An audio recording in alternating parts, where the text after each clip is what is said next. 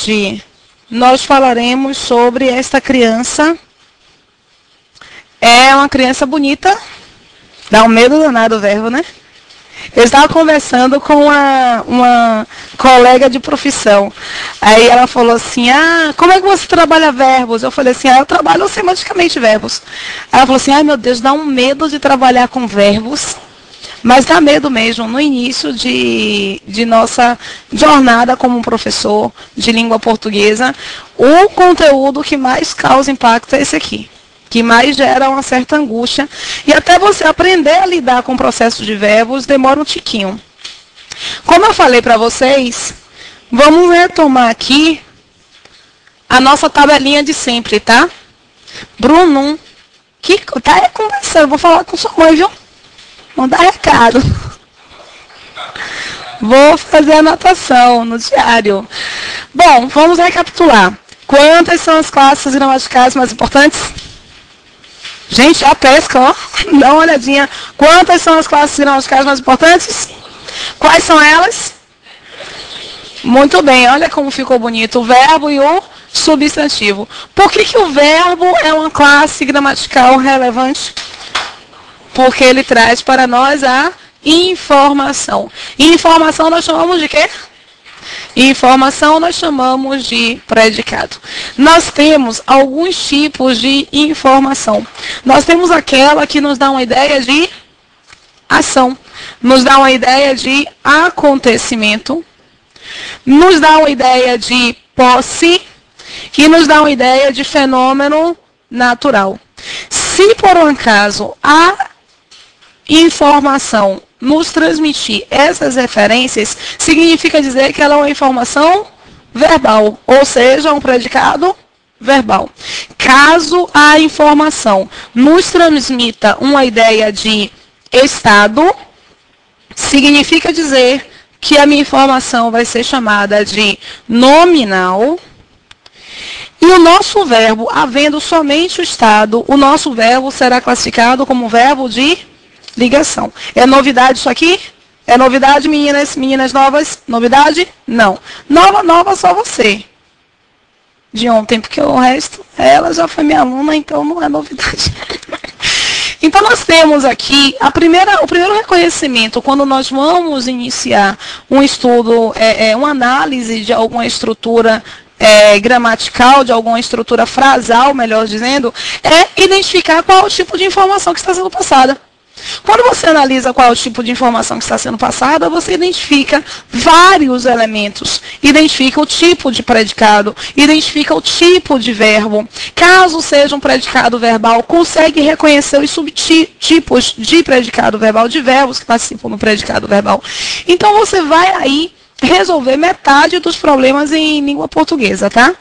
Encontramos também outras classes gramaticais que não estão relacionadas ao verbo, que estão se relacionando aqui com o substantivo. E o que é o substantivo? É a coisa sobre a qual eu informo algo.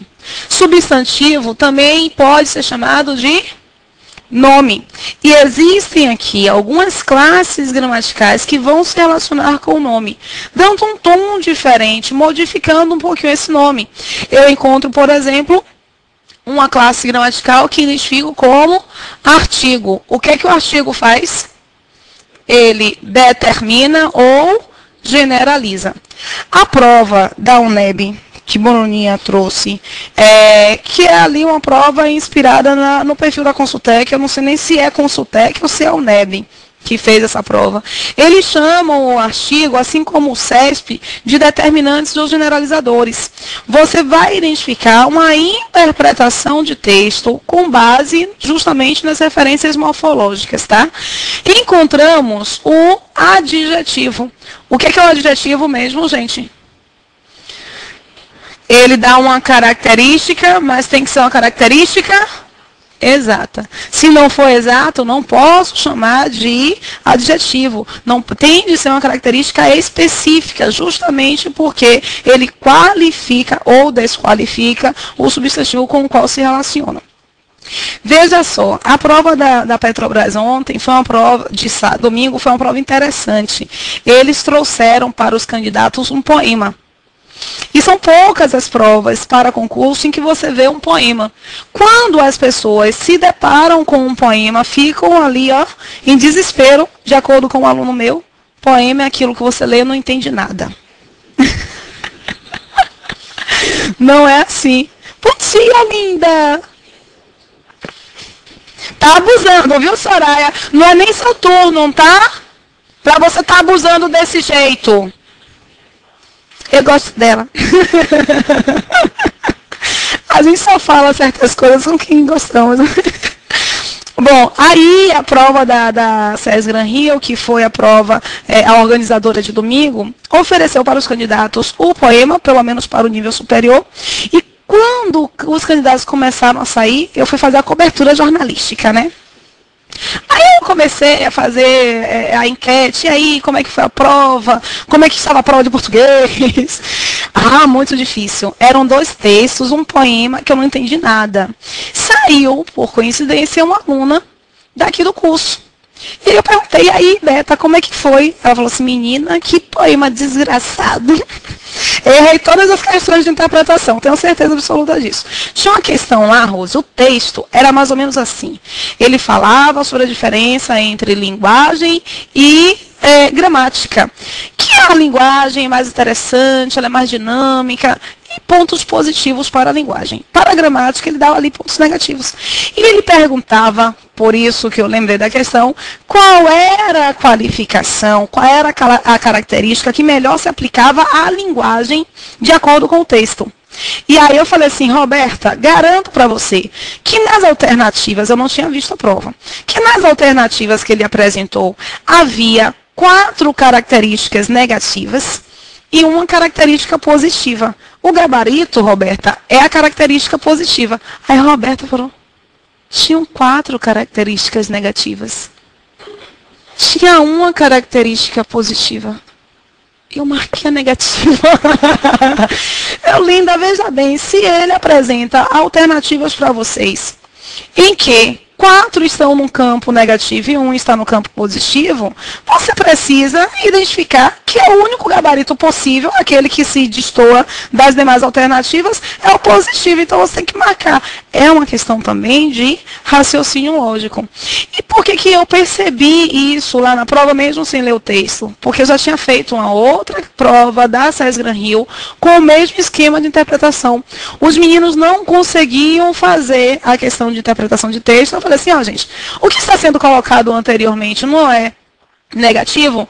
O que você vai ter que escolher aqui, lá na questão que estava sendo apresentada, também é uma questão de referência de qualificador. Então você tem que arranjar um qualificador que esteja combinando com aquele ponto em que ele está oferecendo, aquele ponto que está sendo oferecido. Então não dá para nós não pensarmos em português também, utilizando esse raciocínio lógico. Identificação de classes gramaticais, de sintaxe, é lógica. No dia que a gente perceber isso, vamos ficar bem na vida. Ó, encontramos aqui artigo, adjetivo, qualificação exata. Dei um exemplo para vocês de como é que o adjetivo pode ser cobrado, parecendo que ali uma questão de interpretação de texto. Encontramos o numeral. O que é o numeral? É uma quantidade, ele é um quantificador, mas ele tem uma quantidade exata. Eu encontro aqui também, olha, a classe gramatical, que junto com a classe gramatical de verbo, vai ali identificar para nós um processo extremamente relevante para as questões de gramática. Eu não vi ainda a prova da UNEB, mas, como eu vi, não vi ainda também a prova da PF. Como é que foi português? Foi mesmo? Sileste, diga se você não lembra de mim. Sileste, linha ideológica.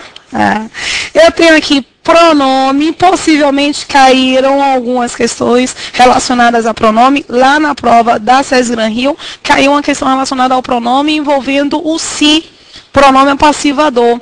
Então, o pronome é uma questão certa. Se nós nos dedicarmos a algumas estruturas que são recorrentes em prova de concurso, a gente consegue eliminar vários candidatos. O que significa pronome? Para o nome. E nome, não esqueçamos, é uma forma de também chamar o substantivo. O pronome é aquilo que está para o nome, portanto, para o substantivo. Essas classes gramaticais, quando se relacionam com o substantivo, com a coisa, com o nome, elas vão qualificar, modificar, determinar, generalizar. Por isso, algumas bancas chamam de modificadores nominais, porque elas modificam o nome. Somente eu ou todo mundo está com calor? Tá mesmo aí, né, Bruno? Graças a Deus. Vocês querem mudar de sala? Eu tenho que ter adesão, né, gente? Sem adesão a gente não consegue. O verbo, ele possui uma classe gramatical que com ele se relaciona, identificada aqui como advérbio. Ad significa o quê? Adicionar, somar. Adicionar é completar?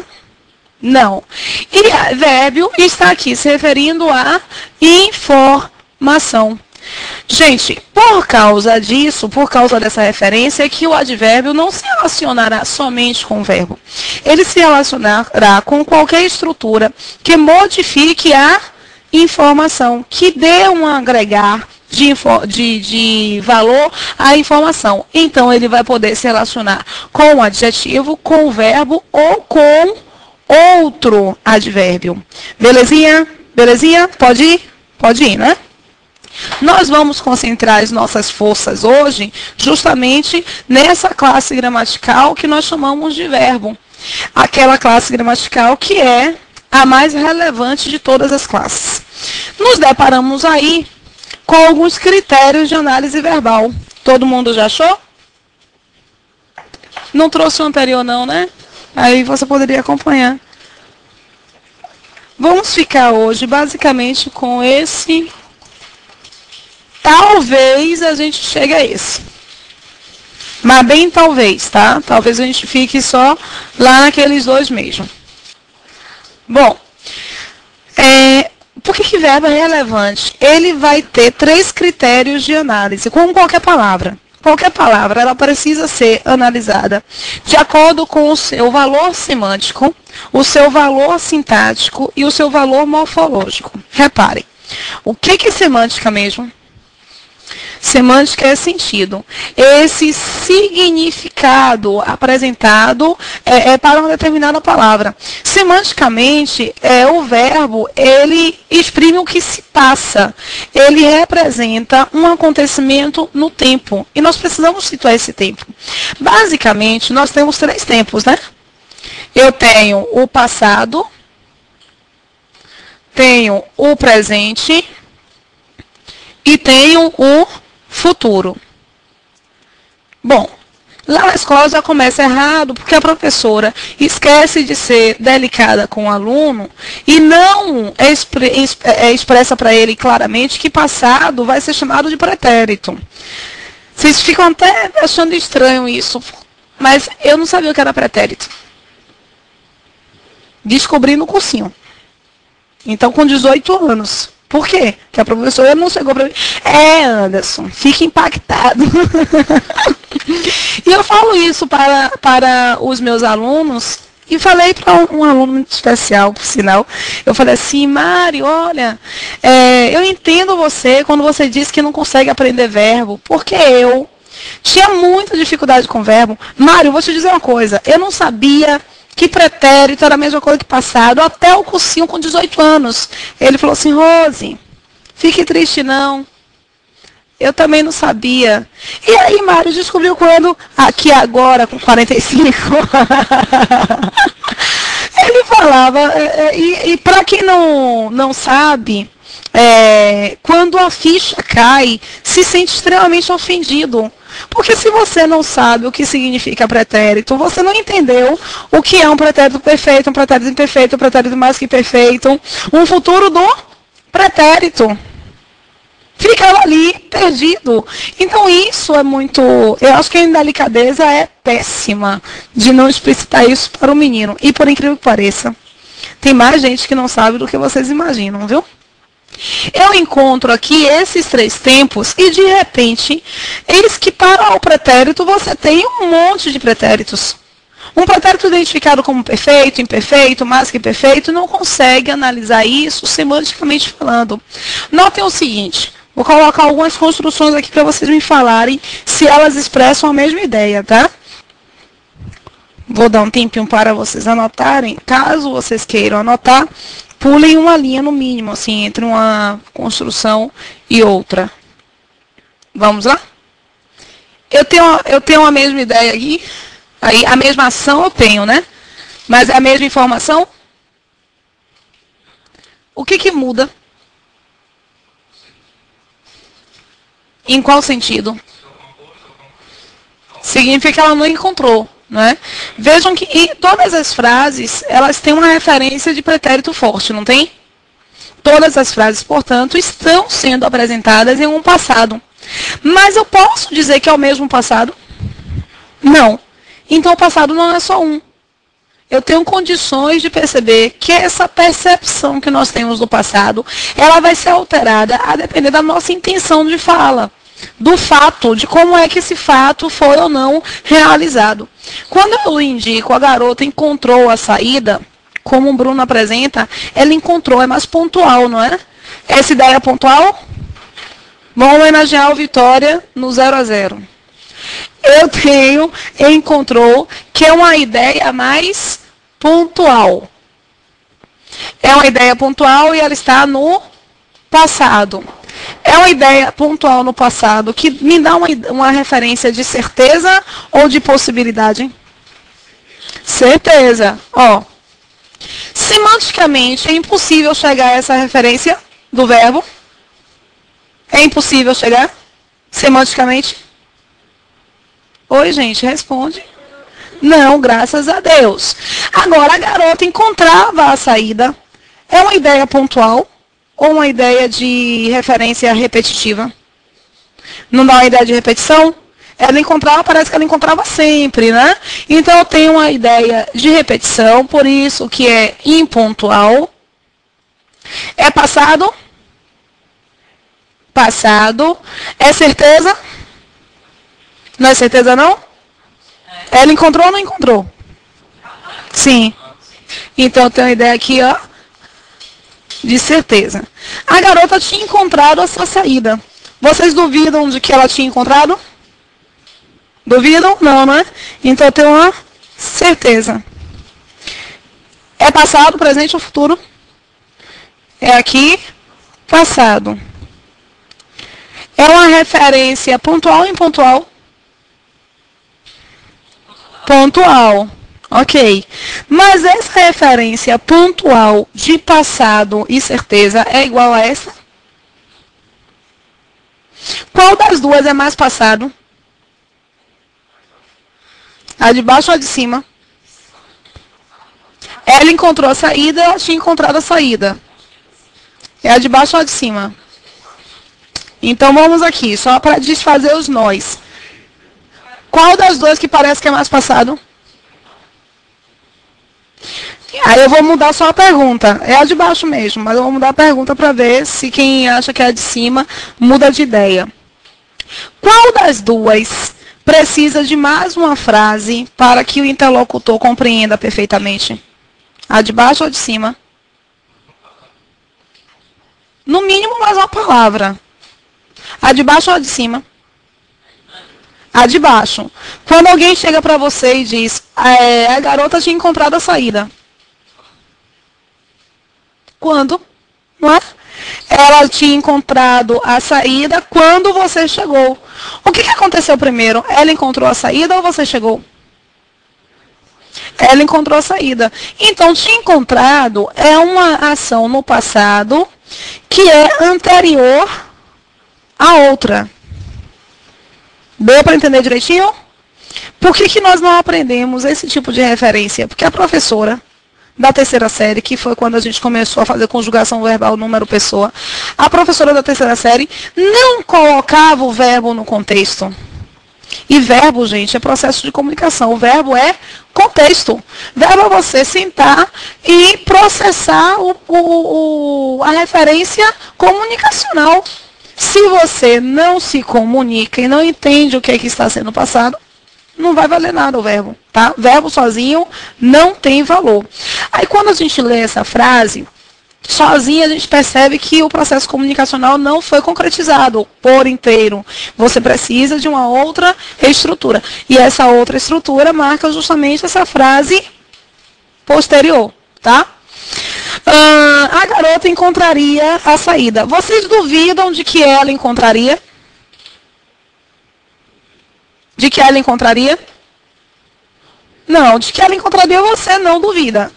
Mas, se você não duvida de que ela não encontraria, você consegue perceber que havia uma condição, não é?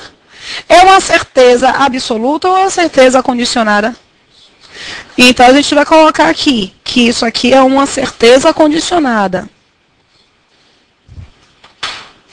Isso aqui é dar nome aos bois? É chamado de pretérito perfeito, perfeito mais perfeito? Por enquanto não, né? Por enquanto nós estamos fazendo interpretação de texto. E encontramos uma certeza condicionada que está no passado, no presente ou no futuro? No passado. Sendo que a gente vai colocar aqui entre aspas. É pontual ou impontual? Isso aconteceu? Eu só posso dizer que é pontual ou impontual quando a situação aconteceu. Se não aconteceu, eu não marco pontual ou impontual, tá? Pontual e impontual também só posso marcar se a ação estiver no passado. No presente e no futuro, não tenho como dizer se a ação foi pontual ou impontual, porque ela ainda não aconteceu, ela não se concretizou, não fechou. Então, eu não tenho como identificar essa referência de pontualidade ou impontualidade. Ok, essa análise que fizemos é uma análise semântica. Nós estamos percebendo justamente como é que esse verbo vai exprimir um acontecimento representado no tempo. E é fundamental analisar isso para identificar o seu processo morfológico. O que é morfologia mesmo? Morfo significa forma. Logia significa estudo. O que é o estudo morfológico do verbo? É identificar a forma como aquela estrutura é apresentada, quais são as características morfológicas. Morfologicamente falando, o verbo é a classe gramatical que mais se flexiona. Vai mudar muito. Ó, no modo da certeza, ele tem ali 6 tempos. Deixa eu ver se são 6 mesmo. 6 tempos. Para cada tempo, eu tenho 6 pessoas. Então, vamos multiplicar 6 por 6. 36. Só no modo da certeza, um verbo pode ter 36 formas diferentes de ser escrito. Tá? Então, você encontra, pode ser um pouquinho menos, porque o meu... Não, são 36 formas diferentes. Você encontra, portanto, uma classe extremamente mutável. É justamente essa característica do verbo que vai impedir que a frase comer faz mal. Minha filha de 2 anos foi ao supermercado com o pai ontem. Ele deixou a menina comer tantas coisas que hoje pela manhã está passando mal. Está vomitando, está com diarreia. O que faz mal? Comer. Eu posso apresentar essa frase aqui, essa construção aqui, comer, com uma outra forma? Comemos faz mal? Comi faz mal? Comerei faz mal? Posso? Não. Então, se ele perde a característica morfológica de um verbo, significa dizer que ele não pode ser chamado de verbo. Ele ganha uma outra característica. Ele ganha a característica de poder, por exemplo, ser antecedido por um artigo. E o artigo só antecede qual classe gramatical? Substantivo. Essa estrutura aqui, portanto, não pode ser chamada de verbo. Tem que ser chamada de coisa, portanto, tem que ser chamada de substantivo. Percebem? Essa necessidade de analisar uma característica. Nós, infelizmente, estudamos verbo na época da escola somente no seu referencial de flexão número pessoa. Todo mundo levou para casa o caderninho de conjugação, não levou? Para fazer conjugação da primeira conjugação, segunda conjugação, terceira conjugação, todo mundo fez isso. Só que isso não diz muito não sobre o verbo, porque quando você retira o verbo do contexto, perde a característica maior, que aí há um envolvimento sintático. Ou para que serve um verbo? Para introduzir um predicado, para introduzir uma informação. Se você retira o verbo do contexto, você consegue perceber qual é a informação? Consegue? Não consegue.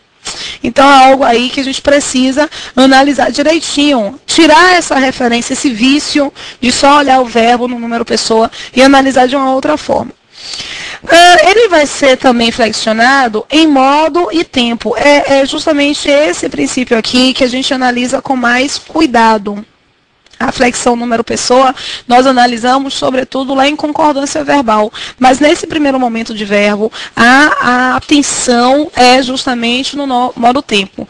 Por que a atenção vai cair sobre a referência de modo tempo? Porque o modo, ele marca para mim uma intenção. Uma intenção de fala, se é uma intenção de certeza, de dúvida, de possibilidade, até uma intenção de indeterminar o tempo. E uma referência a tempo, se vai ser um tempo pontual, se vai ser impontual, se vai ser uma referência de passado, de presente, de futuro, sendo o futuro, se é uma ação que acontece, que acontecerá antes de outra ação, que assim como tem uma ação de passado que acontece antes de outra ação, haverá também uma ação de futuro que acontecerá antes de outra ação. Nós vamos analisar isso com exercício, sobretudo, tá? E além disso, o verbo vai apresentar morfologicamente uma percepção de voz e de aspecto. Olha, o aspecto verbal, ele é pouquíssimo estudado, pouquíssimo apresentado em escola, em gramática, mas é algo fundamental para nós percebermos verbo. Por exemplo, terminei, estou. Aí, junto com esses verbos, eu quero o verbo fazer. Comecei a fazer. Terminei de fazer. E eu estou fazendo. Reparem, eu tenho a mesma ação. Quantas ações nós estamos expressando com a ideia comecei a fazer? Uma ação. Porque começar, eu posso dizer, comecei o livro. Comecei o livro. Né? Iniciei o livro. Aí eu tenho a ação de começar. Mas quando eu apresento comecei a fazer, eu tenho aqui a informação do fazer. Esse verbo está fazendo o que aí?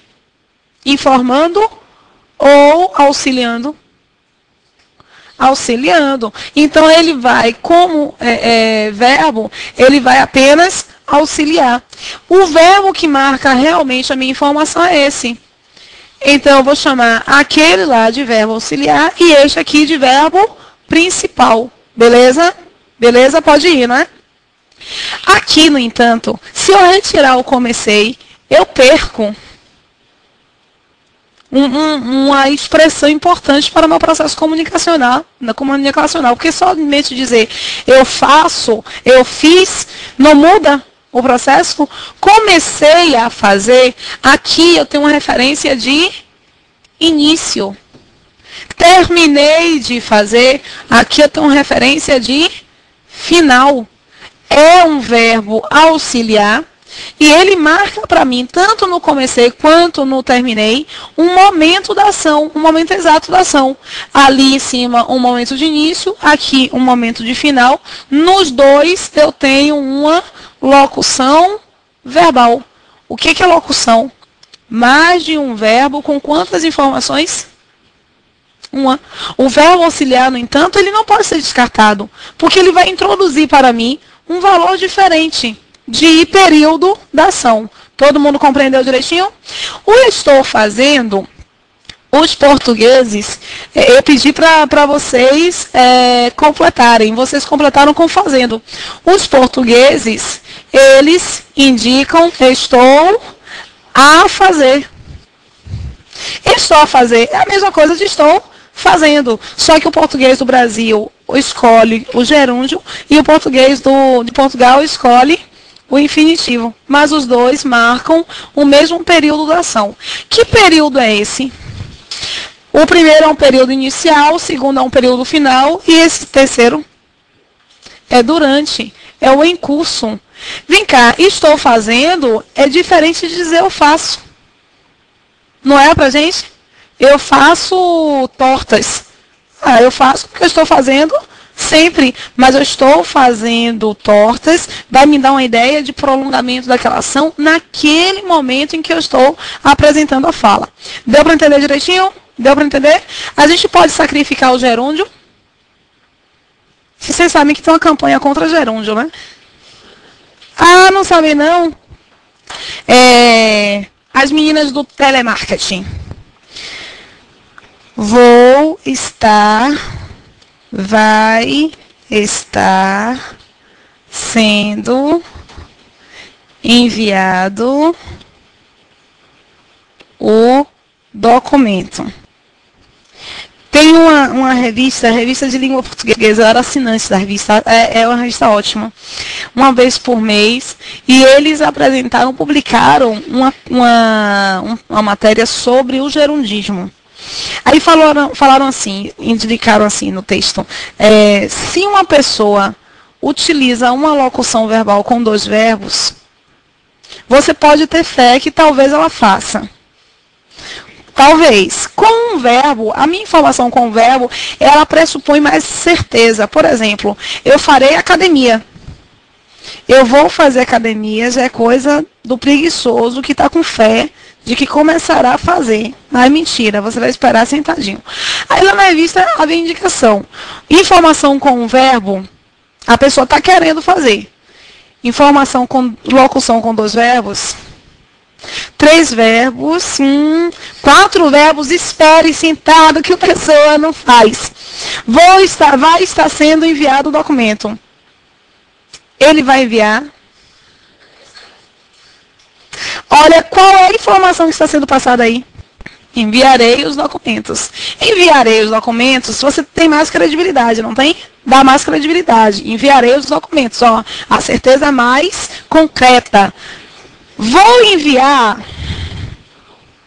você já pode gerar ali uma dúvida.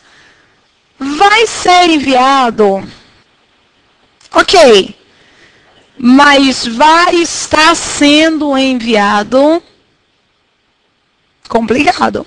Ela não vai poder apresentar esse tipo de apresentação, de construção, por causa desse estar. Porque o está sendo vai me dar uma ideia de ação em curso e em desenvolvimento permanente. Ela vai enviar quantas vezes? Uma. Então, essa ideia do prolongamento é adequada? Não é. É esse tipo de gerundismo aqui que precisa ser evitado. Eu vou estar enviando. O vou estar enviando é algo que acontecerá.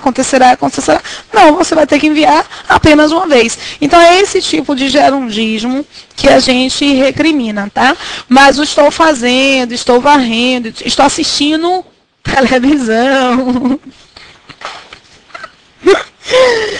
Vamos lá. O aspecto, portanto, é extremamente importante de nós analisarmos. Porque você percebe uma fase da ação. Quando é que uma fase da ação vai acontecer? A outra expressão em relação ao nível morfológico é justamente de voz. O que é a voz verbal? Vozes verbais é quando você percebe como é que o sujeito vai se comportar em relação a uma determinada informação, tá? Rose, não entendi, foi nada, é muito ão. Você analisa o comportamento do sujeito. E aí, para nós identificarmos qual é esse comportamento, nós temos que primeiro saber o que é um sujeito.